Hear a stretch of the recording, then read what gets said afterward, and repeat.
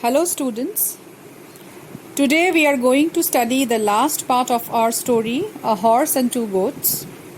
In the previous session we have seen how Muni, a poor old man from the tiny village of Kupam, meets an American from New York who has come on a tour of the country. The American does not understand any Indian language and Muni of course does not understand a bit of English. They still keep on talking with each other and the mutual confusion is totally complete. Let us now read further. We start on page 61 at the second paragraph when the American asks Muni to sell the horse statue to him. The old man now understood the reference to the horse, thought for a second and said in his own language, "I was an urchin this high when I heard my grandfather explain this horse and warrior, and my grandfather himself was this high when he heard his grandfather, whose grandfather." So he keeps on talking about the family, his family, and how old this statue had been, and what he has heard from his grandfather, and how the story has passed on from generations. The other man interrupted him. "I don't want to seem to have stopped here for nothing. I will offer you a good price for this," he said, indicating the horse. He had concluded without the least doubt that Muni owned this mud horse. Perhaps he guessed by the way he sat on its pedestal, like other souvenir sellers in this country, presiding over their wares. Muni followed the man's eyes and pointing fingers and dimly understood the subject matter, and feeling relieved that the theme of the mutilated body had been abandoned at least for the time being, said again enthusiastically, it was this high when my grandfather told me about this horse and the warrior, and my grandfather was this high." So he keeps on talking, and Muni is a little relieved over here because he now understands that the American man is not talking about the dead body anymore. The Tamil that Muni spoke was stimulating even as pure sound, and the foreigner listened with fascination. "I wish I had my tape recorder here," he said, assuming the pleasantest expression. Okay? So that he can record the conversation. He says, "Your language sounds wonderful. I get a kick out of every word you utter here." He indicated his ears. "But you don't have to waste your breath in sell stocks. I appreciate the article, so you don't have to explain its point." So he says that I understand that I am determined to buy this. I understand it's a nice one, and you don't have to waste by advertising it, giving a sell stock to me. Muni starts on another track. Okay, and he is telling, I never went to a school in those days. Only Brahmin went to schools, but we had to go out and work in the fields morning till night, from sowing to harvest time. And when Pongal came and we had cut the harvest, my father allowed me to go out and play with others at the tank. And so I don't know the Parangi language you speak. Even little fellows in your country probably speak the Parangi language. So Parangi here means the Firangi. So in Hindi or in Indian language, many a times English is referred to as Firangi or foreigner language. Okay, so foreign language. So it's Firangi. But here only learned men and officers know it. So he's telling that I have never been to school because I was a poor farmer's son. So I had to go and sow and harvest and do all that. So I have never had a chance to go to school or learn anything, or leave alone learn the foreign language. So he's telling only officers and educated people only know the foreign language, English over here. No other people know. The foreigner laughed heartily, took out another cigarette and offered it to Muni, who now smoked with ease, deciding to stay on if the fellow was going to be so good as to keep up his cigarette supply. The American now stood up on the pedestal in the attitude of a demonstrative lecturer. So as if he is giving a lecture, he is showing something and giving a lecture. The foreigner stood like that on the pedestal of the statue and said, running his finger along some of the carved decorations around the horse's neck, speaking slowly and uttering his words syllable by syllable. I could give a sales talk for this better than anyone else. This is a marvelous combination of yellow and indigo, though faded now. How do people of this country achieve this flaming color? So he's appreciating, and he's talking very slowly. He feels that if he speaks very slowly, then Muni will probably will understand him. And then he's talking. He is appreciating the horse statue. Muni, now assured that the subject was still the horse and not the dead body, said, "This is our guardian. It means death to our adversaries, enemies. At the end of Kali Yuga, this world and all other worlds will be destroyed, and the Redeemer will come." Okay, so we know that in Indian mythology we have the concept of the avatar or the Redeemer. Okay, the reincarnation of God. He will come in the shape of a horse called Kalki. This horse will come to life and gallop and trample down all bad men. So all the evil people will be punished. Okay, he's telling the story of the horse, and this horse is called Kalki, and he will come down and punish all the evil people. While he was brooding on this pleasant vision, the foreigner utilized the pause to say, "I assure you that this shall have the best home in the US. It will not be dishonored in the USA. I will push away the bookcase. You know I love books, and I am a member of 5 book clubs, and the choice and bonus volumes mount up to a pile really in our living room as high as this horse itself. But they'll have to go. Ruth may disapprove, but I will convince." Muni continued his description of the end of the world. So Muni is describing how the world will end. Our Pandit discoursed at the temple once how the oceans are going to close over the earth in a huge wave and swallow us.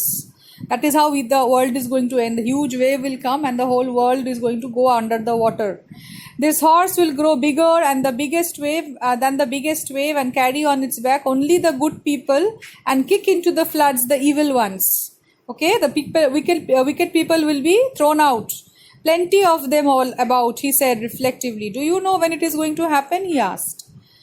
The foreigner now understood that by the tone of the other that the question was being asked. So the foreigner, they can each other understand each other by a little bit by the tone, the voice tone. Okay, so he thought the foreigner understood that the question has been asked, and then he thought that probably he is asking about what he does. So he said, I'm not a millionaire, but a modest businessman. My trade is coffee. Amidst all this wilderness of obscure sound, okay, obscure is unknown, so Muni is totally lost in these sounds, whatever the American is saying. Muni caught the word coffee. So among all these, the one word he understands is coffee, because in South India there are a lot of coffee plantations. So he understood the word coffee and said, if you want to drink kapi, drive further up. In the next town, they have Friday market and there they open kapi hotels. So I learn from passers-by. The foreigner said, I repeat, I am not a millionaire. Ours is a modest business. After all, we can't afford to buy more than 60 minutes of TV time in a month, which works out to 2 minutes a day. That's all. Although in the course of time, we will maybe sponsor a 1-hour show regularly if our sales graph continues to go up. So he's talking about that how his company is not able to buy more than 60, that means sponsor, okay, they advertise more than 60 minutes of TV time in a month. So 2 minutes in a day they can advertise, they can put their advertisement on the TV show, on the TV, and then if his sales are going up, then he will sponsor a program, okay, regularly, 1-hour show regularly. Then the visitor, feeling that he had spent too much time already, said, tell me, will you accept 100 rupees or not for the horse?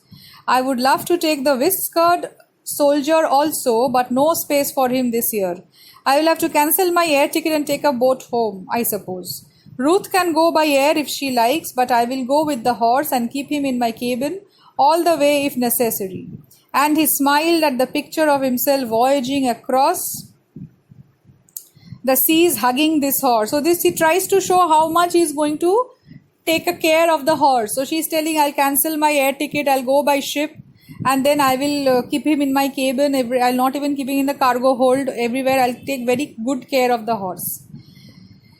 And then he is picturing himself voyaging across the sea. He added, I'll have to pad it up with straw so that it does not break. I have my station wagon, as you see. So it's a vehicle, a big vehicle. I can push the seat back and take the horse in it. If you will, just lend me a hand with it. Lend me a hand and I can lift off the horse from its pedestal after picking out the cement at the joint. So he's going to scrape away the cement at the joint, okay? And he will just take it off from the pedestal and take it. We can do anything if we have a basis of understanding. That means if we understand each other, we can do a lot of things, he's telling. At this state, the mutual demystification was complete. So now at this point of time, the total bewilderment, okay, total confusion was there. Nobody understood what the other is saying and what the other is intending to do. So this was a total case of confusion, bewilderment. And there was no need even to carry on a guessing game at the meaning of words. The old man chattered away in a spirit of balancing of the credits and debits of conversational exchange and said, in order to be on the credit side, "Oh, honorable one, I hope God has blessed you with a numerous progeny." Okay, I say this because you seem to be a good man, willing to stay beside an old man and talk to him, while all day I have none to talk to except when somebody stops by to ask for a piece of tobacco. So this man Muni feels that this man, American, is a good man because nobody wants to talk to him. He's poor and he's old. Nobody wants to talk to him only. So now he has been talking to him for some time and he had a nice time. But I seldom have it. Tobacco was not what it used to be at one time, and I have given up chewing. I cannot afford it nowadays. Noting the other's interest in his speech, Muni felt encouraged to ask, "How many children have you?" So this is a typical Indian habit. In Indian, we always ask all these questions. How many children do you have? Okay. I said 100, and the man with encouraged Munis to go into the details. How many of your children are boys? How many girls? Where are they? Is your daughter married? Is it difficult to find a son-in-law in your country also? So all these questions he is asking, and the old man and the American thinks he is asking something else, and he keeps on talking on his own. In answer to these questions, the red man dashed his hand into his pocket and brought forth his wallet in order to take immediate advantage of the bearish trend in the market, the downtrend, okay, the bull trend and the bearish trend in the market. So it's bearish trend. He flourished a 100-rupee currency note and said, "Well, this is what I meant." The old man now realized that some financial element was entering their talk. So he has never seen so much of money. He peered closely at the currency note, the like of which he had never seen in his life. He knew the 5 and 10 by their colors, although always in other people's hands. So he never possessed such an amount of money in his life, while his own earning at any time was in coppers and nickels. What was this man flourishing the note for? So he doesn't understand why the American was showing him the note. Perhaps asking for change. So he thinks that this man is asking for change. He doesn't understand why he's showing. And he laughed to himself at the notion of anyone coming to him for changing 1,000 or 10,000 rupee note. So he doesn't even know that the 10,000 rupee note is not available at that time. He said with a grin, "Ask our village headman, who is also a money lender. He can change even 1,00,000 of rupees in gold sovereigns if you prefer it that way." He thinks nobody knows, but dig the floor of his puja room and your head will reel at the sight of the hoard, so the collections, how much of money he has amassed. The man disguises himself in rags just to mislead the public. Talk to the headman yourself because he goes mad at the sight of me. Someone took away his pumpkins with the creeper and he for some reason thinks it was me and my goats. That's why I never let my goats be seen anywhere near the farms. His eyes travel to his goats nosing about, attempting to wrest nutrition from the minute greenery peeping out of rock and dry earth. The foreigner followed his look and decided that it would be a sound policy to show an interest in the old man's pet. He went up casually to them and stroked their backs with every show of courteous attention. Now the truth dawned on the old man. Now Muni realized what the American wants, okay? It is the goat, okay? That he realized that the American wants the goats. His dream of a lifetime was about to be realized. He understood that the red man was actually making an offer for the goats. He had reared them up in the hope of selling them someday and with the capital, opening a small shop on this very spot. Sitting here, watching towards the hills, he had often dreamt how he would put up a thatched roof here, spread a gunny sack out on the ground, and display on it fried nuts, colored sweets, and green coconut for the thirsty and famished wayfarers on the highway, which was sometimes very busy. The animals were not prize ones for a cattle show, but he had spent his occasional savings to provide them some fancy diet now and then, and they did not look too bad. While he was reflecting thus, the red man, it was Muni's dream that he would one day sell off the goats and open a small shop. And probably he thinks now this man is going, the American wants this thing, the goats, so his dream is going to come to be realized now soon. While he was reflecting thus, the red man shook his hand and left on his palm 100 rupees in tens now, suddenly realizing that this was what the old man was asking. It is all for you, or you may share it if you have a partner. So, he gives the money. The old man pointed at the station wagon and asked, "Are you carrying them off in that?" So, Muni wants to know how he is going to carry the goats. Yes, of course, said the other, understanding the transportation part of it. The old man said, "This will be their first ride in a motor car. Carry them off after I get out of sight, otherwise they will never follow you, but only me, even if travelling on the path to Yamlok." He laughed at his own joke, brought his palms together in a salute, turned around and went off, and was soon out of sight beyond a clump of thicket. The red man looked at the goats grazing peacefully, perched on the pedestal of the horse. As the westerly sun touched off the ancient faded colours of the statue with a fresh splendour, he ruminated his thought. He must be gone to fetch some help, I suppose, and settle down to wait. So the old man, the American, thinks that Muni has gone to get some help, someone to help from the village to help him put the horse statue in the station wagon. And when a truck came downhill, he stopped it and got the help of a couple of men to detach the horse from its pedestal and place it in his station wagon. So how long can he wait? So he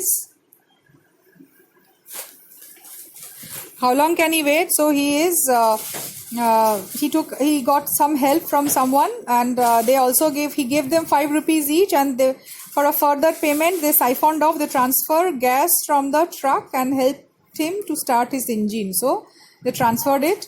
Muni hurried homeward with the cash securely tucked away at his waist in his dhoti.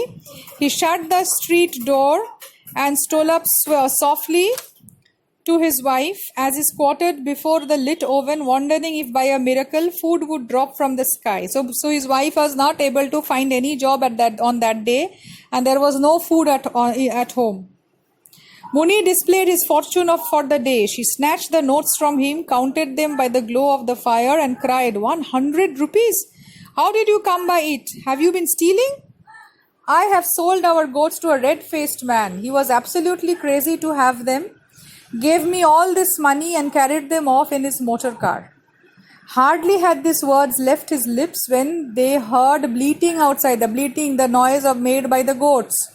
She opened the door and saw the 2 goats at her door. How here they are, she said. What's the meaning of all this? So the wife is totally confused. She says, you say you got 100 rupees note, and you said you have sold the goats, but the goats are here. What have you done? Have you stolen? Have you killed? He muttered a great curse and seized one of the goats by its ears and shouted, Where is that man? Don't you know you are his? Why did you come back? The goats only wriggled in his grip. So only the goat, as if the goats can understand. So he only wriggled just like that. And then he asked the same question to the other also. The goat shook itself off. His wife glared at him and declared, If you have thieved, the police will come tonight and break your bones. Don't involve me. I will go away to my parents. And with that, we come to the end of the story.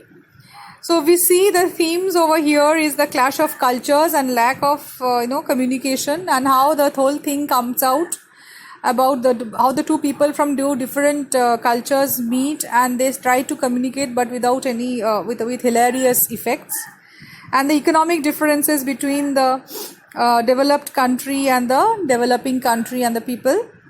So this is where we end our discussion.